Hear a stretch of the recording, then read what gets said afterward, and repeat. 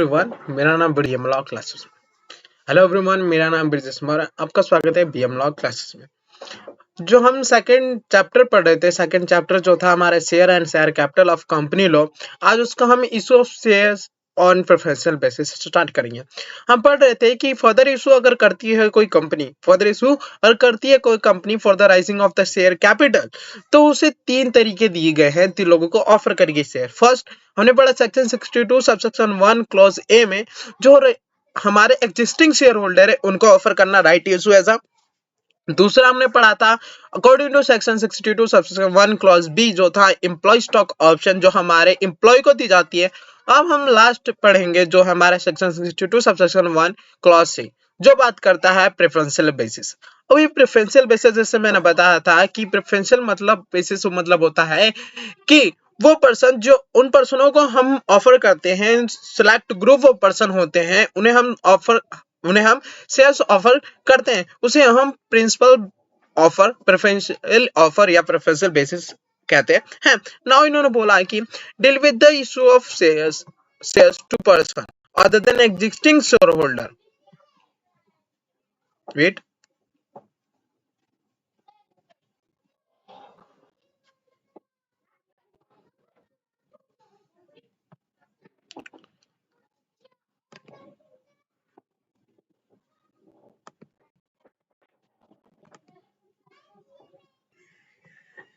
वो बोला issue of shares to a person other than existing shareholder and provide that company can issue further shares to person other than existing shareholder, either for cash or for consideration other than cash, if the company in a general meeting passes special resolution in this effect and the price of such shares is determined by the valuation report of the registered value subject to the compliance with the application provision of Charter Third and any other condition as well prescribed। Simple सी बात है कि इन्होंने कहा कि हम जिन पर्सनों को, या फिर वो हमारे एग्जिस्टिंग शेयर होल्डर नहीं है या फिर वो एम्प्लॉय, इन सबको छोड़ के अब अगर हम किसी को भी ऑफर करते हैं, किसी पर्सन को शेयर्स ऑफर करते हैं, तो हमारा क्या कहलाएंगे? प्रेफरेंशियल बेसिस कहलाएंगे।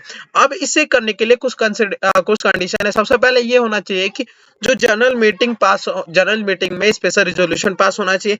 देन सेकंड ये है कि जो वैल्यू है शेयर्स की, प्राइस है शेयर्स की, वो डिटरमाइन होनी चाहिए बाय द वैल्यूएशन रिपोर्ट, जो बनाया जाता है रजिस्टर वैल्यू द्वारा, बनाया जाता है रजिस्टर वैल्यू द्वारा। अभी रजिस्टर वैल्यू जो होते हैं, ये एक पर्सन होते हैं जो हमारे शेयर्स है उसके प्राइस जो है वो डिटरमाइन करते हैं for the purpose of further issue. Now अब करते हैं रूल्स की।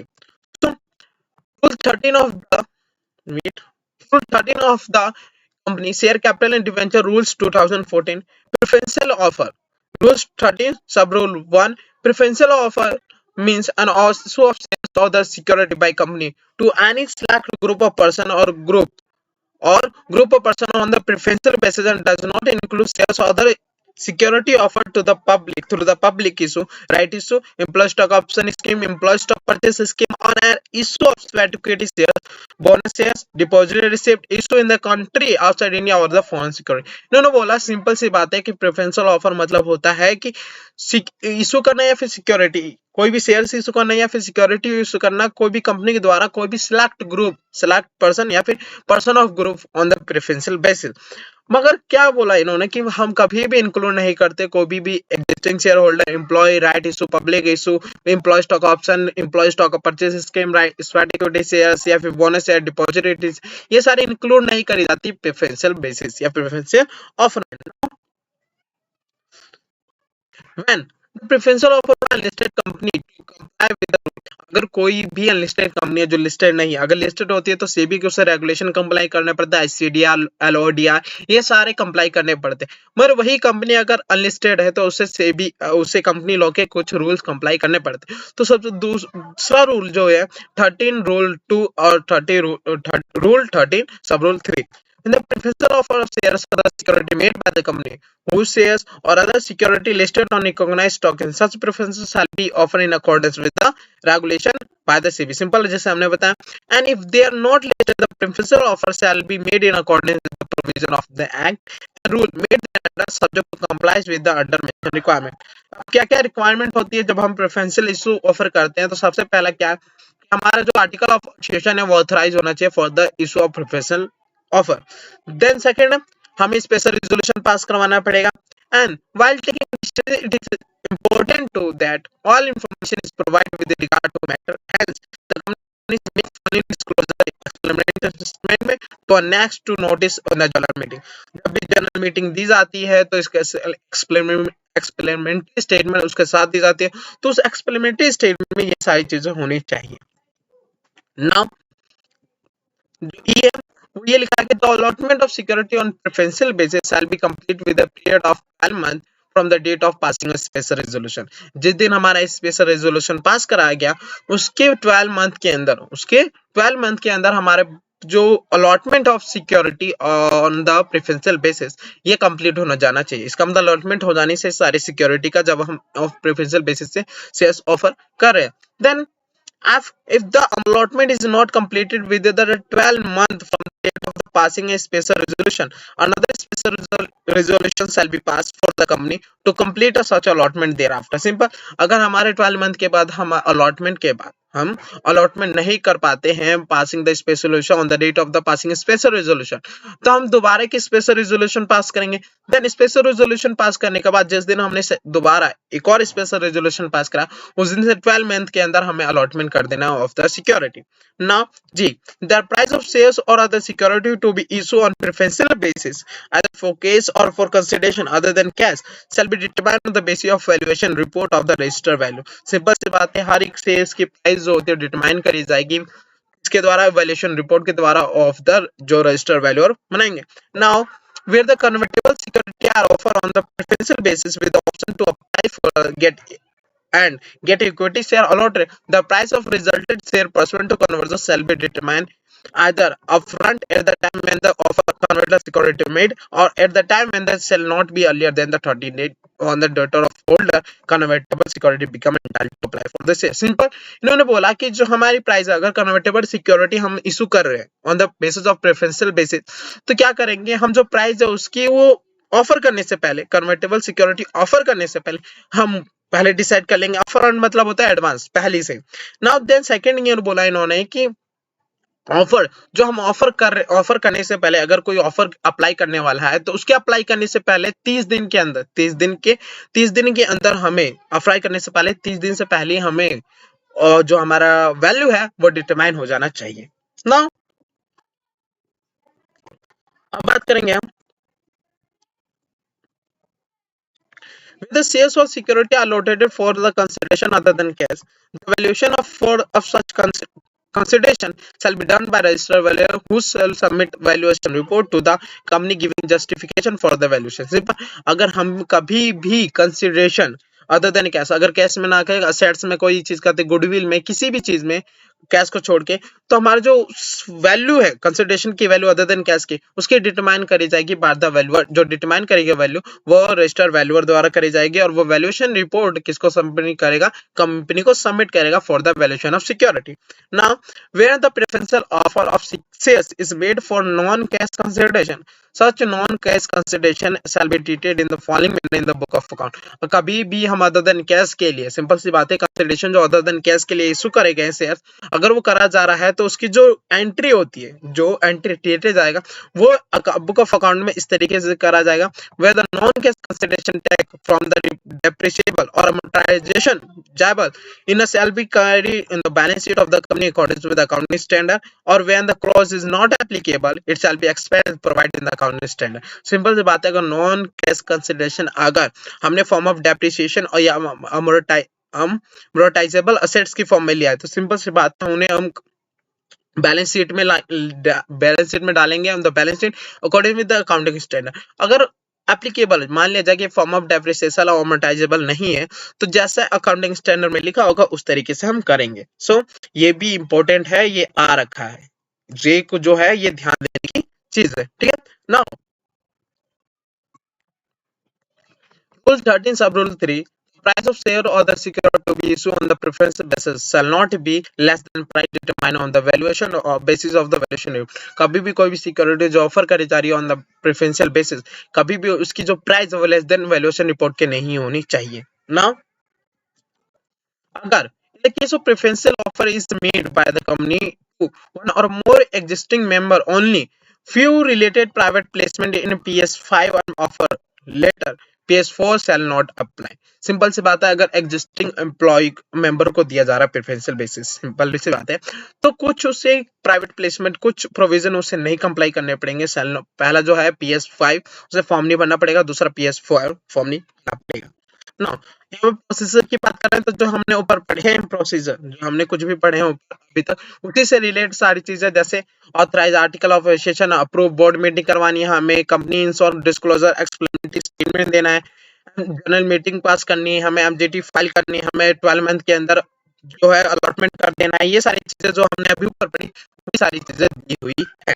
नाउ अब हम बात करेंगे private placement of share, private placement of shares. Now the explanation one of section 42 subsection third, private placement mean any offer or invitation to subscribe या फिर issue of security to select group of person by a company other than by public offer through the private placement offer cum application which satisfy the condition specified in this section। इन्होंने कहा कि जो private placement है, क्या वो in offer होगा या फिर इनविटेशन हो सकता है टू सब्सक्राइब, या फिर इशू कर देंगे सिलेक्ट ग्रुप ऑफ पर्सन को by the company other than public offer through private placement offer का एप्लीकेशन मतलब ओपन लेटर जो लेटर भेजा जाएगा उससे will satisfy the condition specified in this section। Now the private placement offer come application according to section 52 according section 42 subsection 1 provide that company may subject to provision of this section make a private placement of security, read as company making a private placement shall issue private placement offer an application in the such form and such manner as may be prescribed to identify person whose name and address are recorded by the company in such manner as may be prescribed। The private placement offer and application shall not be carry any right to renouncement। Simple, उन्होंने बोला कि जैसे हमने बताया कि जो right है, जो अगर ऑफर करेंगे प्राइवेट प्लेसमेंट, ये किसी ऑफर द्वारा करेंगे और ऑफर में सब चीज लिखा होगा, किसे हमें करना है, किसका रिकॉर्ड दिया गया, ये सारी चीजें लिखा होगा। और जो प्राइवेट प्लेसमेंट द्वारा एप्लीकेशन द्वारा ऑफर करा जाएगा वो किसी और को रिनाउंस नहीं करा जा सकता, रिनाउंस नहीं करा जा सकता। अब maximum number of person to whom offer can be made and other essential matter, अगर जो प्राइवेट प्लेसमेंट है वो सिलेक्ट ग्रुप ऑफ पर्सन है, सिंपल, तो कितने वो सिलेक्ट ग्रुप ऑफ पर्सन है, कितने हो सकते हैं इसकी बात करेंगे। सो according to section 42 subsection 2 a private placement shall be made only to select group of person who have been identified by the board, identified person, simple, whose number shall not be exceed 50 or such a high number as may be prescribed, और as may be prescribed दिया हुआ है 200 member as prescribed sub rule 2 of rule 14 of the company prospectus and allotment 2014, excluding the qualified institutional by employee of the company belonging of security under the scheme of employee stock option in the term of the provision of 6 clause B of subsection 1 clause section 62 in the financial condition में भी prescribe. इन्होंने बोला कि private placement जो है वो select of group of person हो, और सिलेक्ट ऑफ ग्रुप पर्सन जो होंगे वो आइडेंटिफाई करे जाएंगे by the board of director. अब by the board of director जब सेलेक्ट करे जाएंगे तो 50 से ज्यादा नहीं होने चाहिए, मगर अकॉर्डिंग टू रूल 14 ऑफ सब रूल 2 ने बोला कि हमारे जो 15 मेंबर है वो 200 तक जा सकते हैं, 200 तक जा सकते हैं। वो जो 200 हम सिलेक्ट करेंगे ग्रुप ऑफ पर्सन को, सिलेक्ट ग्रुप ऑफ पर्सन को, उसमें कभी भी क्वालिफाइड इंस्टीट्यूशनल बायर नहीं होने चाहिए, एम्प्लॉय नहीं होने चाहिए जिनके पास एम्प्लॉय स्टॉक ऑप्शन है in the term of the clause B of subsection 1 section 62। So it is further clarified that restriction of foresight would be revoked individually for each kind of security that equity is equity shares, preference share और debenture. Now qualified institutional buyer जैसे हमने पढ़ रखा है कि qualified institutional buyer जो सेबी का पहला चैप्टर है उसमें बता रखा है, क्वालिफाइड इंस्टीट्यूशनल बायर में बहुत कोई लोग आते हैं, जैसे हमारे बैंक हो गए, प्रोविडेंट फंड हो गए, ठीक है, बैंक शेड्यूल कमर्शियल बैंक हो गए, ये लोग हमारे qualified equity qualified institutional buyer में इंक्लूड करे जाते हैं। नाउ अब बात करेंगे अप्लाइंग फॉर प्राइवेट प्लेसमेंट, कैसे अप्लाई कर सकते for the private placement. Now according to section 42 subsection 4 state that every identified person willing to subscribe to the private placement issue shall apply in the private placement, an application issued to such person along with the subscription money paid either by check or demand draft or other banking channel and not by cash। अगर किसी भी person को private placement में भाग लेना apply करना है तो उसे अप्लाई करना पड़ेगा। अप्लाई करने के साथ साथ उसे सब्सक्रिप्शन मनी, इसका मतलब जो अमाउंट है इस शेयर्स की जो अमाउंट है वो चेक द्वारा या फिर डिमांड ड्राफ्ट द्वारा या फिर किसी बैंकिंग चैनल द्वारा वो सेंड कर सकता है, मगर कैश द्वारा नहीं हो सकता। Now however, a company shall not utilize money raised through the private placement unless the allotment is made and the return of allotment is filled with the registrar। Simple सी बात है, जो प्राइवेट प्लेसमेंट से हमने money raise करी है, जब तक उसका यूज नहीं कर सकते जब तक उसकी अलॉटमेंट ना हो जाए, अलॉटमेंट रिटर्न PS3 में फाइल ना कर जाए within 13 days to the registrar of company.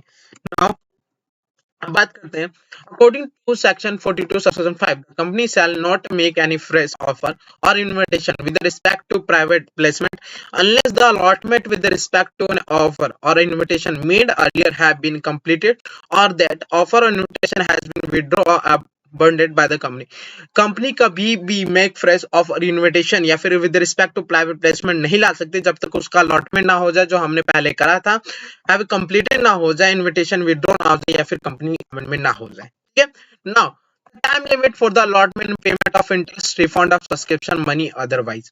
Now अगर जो पेमेंट हमने नहीं कर पाए प्लेसमेंट मनी में अलॉटमेंट नहीं दे पाए तो उसकी क्या उसके अगेंस्ट करेंगे। Now according to section 42 subsection 6 that state that company making an offer on invitation under this section shall allot its security within a 60 days। ठीक है, जब कंपनी की एप्लीकेशन मनी रिसीव हो उसके 60 दिन के अंदर उन्हें अलॉटमेंट कर देना है सिक्योरिटी का। Now from the date of receipt of the application money for such security, अगर company if the company is not able to allot the security within a period, that period shall be repay the application money to subscribe within 15 day from the expiry of 60 day. अगर वो 50 day में अंदर नहीं कर पाती है, 50 day पे नहीं कर पाती है, 30 डे के अलॉट नहीं कर पाती, तो उससे 15 दिन के अंदर उसे एप्लीकेशन मनी रिपे करनी है। अगर रिपे करने में उसे फेल हो जाती है, नहीं रिपे कर पाती है, तो उसे 12% इंटरेस्ट देना पड़ेगा उस एप्लीकेशन मनी पे। Now subscription money to kept in separate account, जितने भी सब्सक्रिप्शन मनी है जो उन्होंने पैसा कलेक्ट करा है फ्रॉम द शेयर होल्डर से उसे एक सेपरेट अकाउंट ओपन करेंगे according to section 42 subsection 6 provision to section 42 subsection 6 state that money received on application received by the company shall kept in a separate bank account in the scheduled bank and shall not utilized for any purpose other than adjustment against the allotment of security and repayment of money where the company is unable to allot security। Simple, जो company है अपनी जो private placement आ रही है, जो उन्होंने जितने भी सब्सक्रिप्शन मनी रिसीव करी है उसका वो शेड्यूल बैंक के संग एक सेपरेट अकाउंट ओपन करके उसमें डाल देगी, उसमें रख देगी। यूटिलाइज केवल कर सकती है उस पैसे का adjustment against the allotment of security या फिर रिपेमेंट जो अलॉट नहीं कर पाए तो उसका रिपेमेंट करने के लिए यूज करा जा सकता है। Now offer to made specially addressing a person according to section 42 subsection 7 state that no company issuing security under this section shall release any public advertisement or utilize any media marketing distributing channel agent to inform the public at large about such issue। Simple, कोई भी advertisement नहीं कर सकती, public advertisement नहीं कर सकती, utilise any media नहीं कर सकती, मार्केटिंग नहीं कर सकती, डिस्ट्रीब्यूटर चैनल नहीं कर सकती। रिटर्न अलॉटमेंट सिंपल सी बात है, हमें फाइल करना पड़ेगा return allotment with in 15 day. अगर इसमें डिफॉल्ट होता है तो each default of 1000 rupees for the each day, जब तक वो गलती चलती रहेगी, और but not exceeding the 5 lakh rupees 25 lakh rupees. अब पेनल्टी की बात करते हैं ना। अब जितने भी प्रोविजन और सेक्शन हमने पढ़े 42 के सब सेक्शन पढ़े, अगर उससे कंप्लाई करने में गलती करते हैं तो officer company make an offer or accepted money in contribution of this section, its promoter director shall be liable. कौन होगा? प्रमोटर हो गए, डायरेक्टर हो गए, which may extend the amount raised to the private placement or 2 crore rupees whichever is lower। जितना उन्होंने amount उस private placement से रेज करा या फिर 2 करोड़, जो भी सबसे कम होगा उतनी लायबल होंगे for the penalty. And the company और कौन company is also refund all interest subscription with in period of 30 day order imposing the penalty. Now अब बात करेंगे हम rule 14 of the company prospectus and allotment of security rules 2014 prescribe the following procedure in connection with the private placement, सबसे पहले special resolution pass करवाना पड़ेगा। सबसे पहले हमारा क्या काम होगा, स्पेशल रिजोल्यूशन पास करवाना पड़ेगा। जब हम स्पेशल रिजोल्यूशन पास करवाने के लिए जनरल मीटिंग कंडक्ट करते हैं तो नोटिस सेंड करते हैं, उस नोटिस में एक्सप्लेनेटरी स्टेटमेंट एनेक्स होना चाहिए, जुड़ा होना चाहिए ना। Maximum number whom offer can be made, ये भी हमने पढ़ लिया। Prescribe the private placement application letter, हमने पढ़ा, PS4 में दिया जाएगा now. And record of private placement PS5 में करा जाएगा। ये सारी चीजें वही है जो हमने पढ़ी है, ठीक है, ये अपने आप भी पढ़ सकते हैं। अब बात करते हैं bonus shares. Bonus shares Hindi में बात करते हैं, इसका मतलब फ्री के शेयर। फ्री के शेयर, कोई भी कंपनी जब उसके पास प्रॉफिट ज्यादा हो जाता है, प्रॉफिट ज्यादा होता है तो वो क्या करती है कि बोनस शेयर्स इशू कर देती है, बोनस शेयर्स इशू कर देती है। बोनस शेयर्स जब वो इशू करती है, बोनस शेयर्स जब वो इशू करती है तो अपने कंपनी के एम्प्लॉय को, डायरेक्टर को, जो उनके फायदे में था, जो उनके फायदे में था, उसे बोनस शेयर्स इशू करती है। बोनस शेयर्स जो देती है वो जितने आपके पास शेयर्स हैं उसके प्रोपोर्शनेट में देती है। जैसे अगर मान लिया जाए मेरे पास 10 शेयर्स है तो वो डिसाइड कर देगी पहले से कि जिसके पास हर एक 5 शेयर्स पे 1 शेयर्स मिलेंगे, हर एक 5 शेयर्स पे 1 शेयर्स बोनस शेयर्स इशू करे जाएंगे। अब मान लिया जाए मेरे पास किसी कंपनी के 10 शेयर्स है, वो बोलती है कि हर एक 5 शेयर्स पे 1 शेयर्स हम bonus as a shares issue करेंगे, तो मेरे 10 शेयर्स है तो इसका मतलब मेरे पास 5 5 10 हो गए, मेरा 5 10 into 10 रेशियो 2 में मेरे को शेयर्स मिलेंगे। नाउ वही होता है बोनस शेयर्स का सिंपल सा मतलब, हमें फ्री के शेयर्स मिलते हैं। क्या होते हैं? फ्री के शेयर्स ना। A company if article provide capitalise profit by issuing fully paid up shares, the issue of bonus shares by company is a common feature.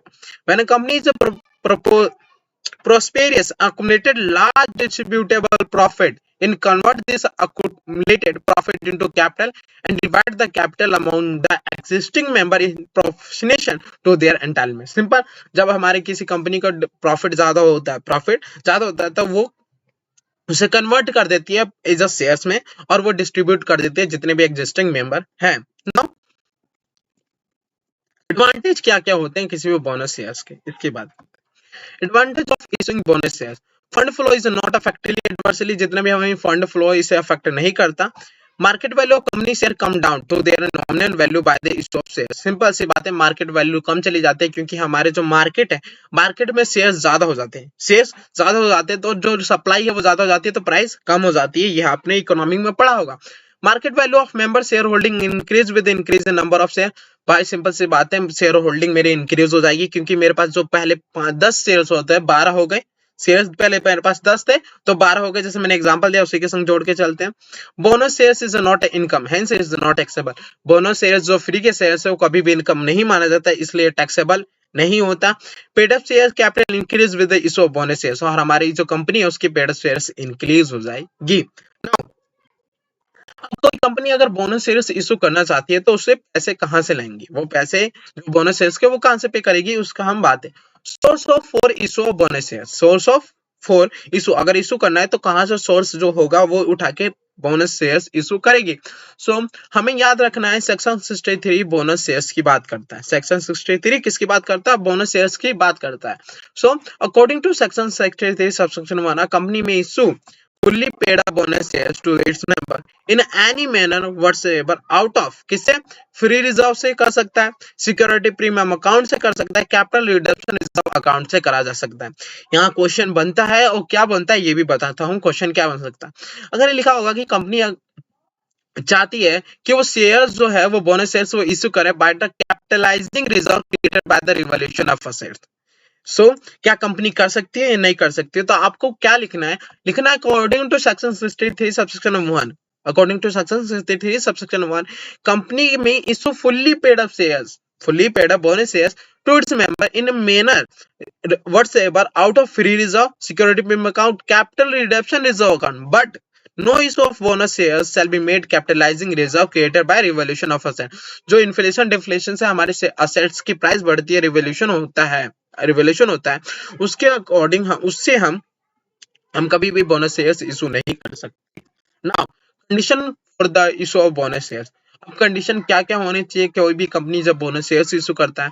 So in term of section 63 subsection 2, no company shall capitalise profit or reserve for the purpose of issuing fully paid up bonus shares unless क्या है?